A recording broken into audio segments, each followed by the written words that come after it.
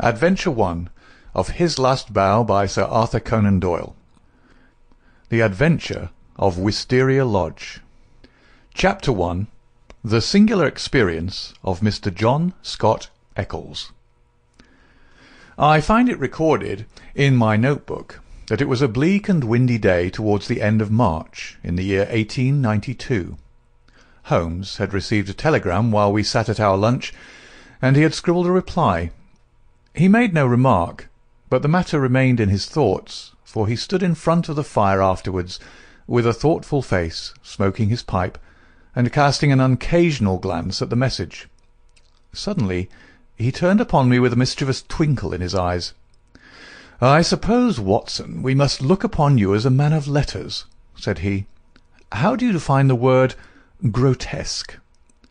"Strange, remarkable," I suggested. He shook his head at my definition. "There is surely something more than that," said he. "Some underlying suggestion of the tragic and the terrible. If you cast your mind back to some of those narratives with which you have afflicted a long-suffering public, you will recognize how often the grotesque has deepened into the criminal. Think of that little affair of the red-headed men. That was grotesque enough in the outset, and yet it ended in a desperate attempt at robbery. Or again, there was that most grotesque affair of the 5 orange pips, which led straight to a murderous conspiracy. The word puts me on the alert." "Have you it there?" I asked. He read the telegram aloud. "Have just had most incredible and grotesque experience. May I consult you? Scott Eccles, Post Office, Charing Cross." "Man or a woman?" I asked. "Oh, man, of course. No woman would ever send a reply-paid telegram. She would have come." "Will you see him?" "My dear Watson, you know how bored I have been since we locked up Colonel Carruthers. My mind is like a racing engine, tearing itself to pieces because it is not connected up with the work for which it was built.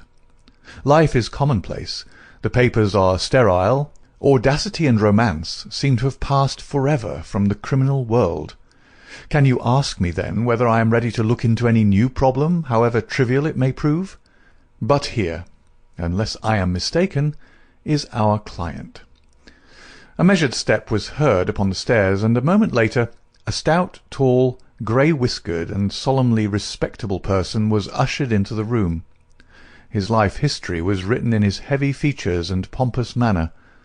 From his spats to his gold-rimmed spectacles, he was a conservative, a churchman. Sample complete. Ready to continue?